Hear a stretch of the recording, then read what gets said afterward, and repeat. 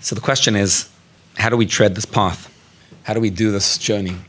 The Alter Rebbe, the Baal HaTanya says, "Ve'eshivcha Hashem Mitzrayim bo'niyos b'derech asher amarti lechem l'soisef od liroisa."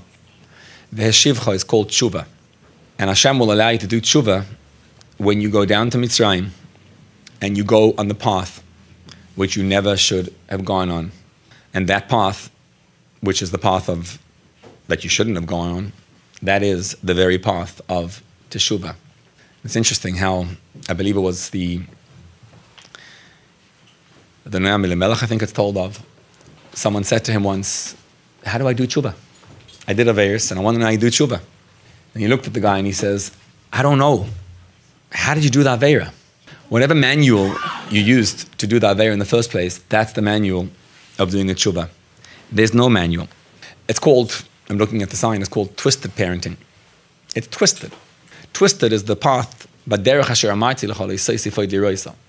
It's a path which you're not supposed to walk on.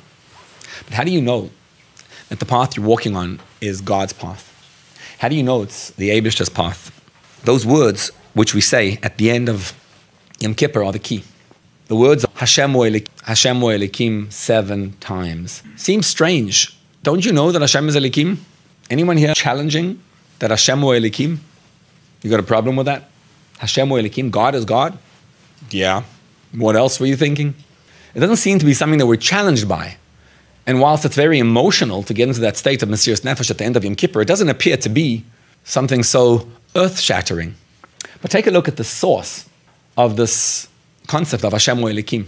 When Yaakov Avinu left the home of his father, he went to sleep on Har Moriah. And in his sleep, he woke up and he had a dream, and he had the ladder going up and down with the malachim. And then he turns to Hashem and he says, "Listen, God, I'll make you a deal. If Hashem will be with me and he'll guard me on this path, and you'll give me what I need, and if I return home to my father's home, then v'hoyo Hashem li le'elikim. And if not, what are the alternatives? If I go to Beis Lavan and I don't get the food I need and I don't get anything, then I'm out. Hashem is not God. That's fair-weathered.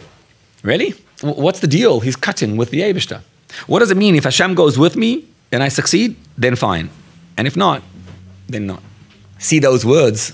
The words Hashem o Elikim do not mean Hashem is God, because there's 2 different names of Hashem, Yud Kei Vav Kei and Elokim. That doesn't mean I believe in God. Of course you believe in God. Who doesn't believe in God? It means let's understand what Yud Kei Vav Kei is, and let's understand what the avodah is and what's happening, and then we can look at ourselves in a new light.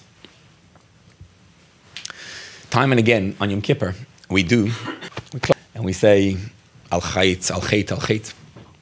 And all the way at the end of the Al Chait you say Al Chatoim Shoni Chayav Maleim Arba Mises Beis Din Skila Streifa Hereg V'Chenek. What are you thinking about when you say that? If I'm liable to be put to death, capital punishment, for stoning, burning, guillotine, sword, and strangling. And we tend to think of this as, well, so Hashem, if I transgressed any one of those big ones, then, well, I'm clapping al chait now, and thank God that we don't have capital punishment today, because it wouldn't work too well for Avodah Zarah, for Chil Shabbos, etc. Baruch Hashem, we don't have those problems today. What relevance is it to us today? So we tend to think of our relationship with Yom Kippur as somewhere like this. There's a God up there, and he wants us to do stuff, and when we don't do it, well then, we get punished. So we say sorry, and then Hashem forgives us, and then we don't get punished. And it's almost like an external relationship with Hashem. It's chitzonistic. Because you're not really doing the avodah. There's no actual change taking place. It's Hashem's going to do this from above, and Hashem, please give me a good year. So you're davening to Hashem. You're asking Hashem to give me a good year. But really, the avodah of Yom Kippur is to internalize our relationship with the Almighty, to build a connection to the Eibishter. So the shaila is, how do you build that deep, intrinsic oneness and connection with Hashem? Well, there's 4 capital punishments.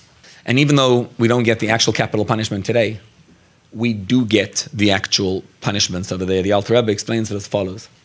He says, what's skila? Skila means that you get thrown off the building, and then a stone gets thrown on the person, and the stone is thrown on the person's heart. That happens to us today. What do you get skila for? For bowing down to idols. Idolatry, avodah zarah, gives you skila. So what does it mean?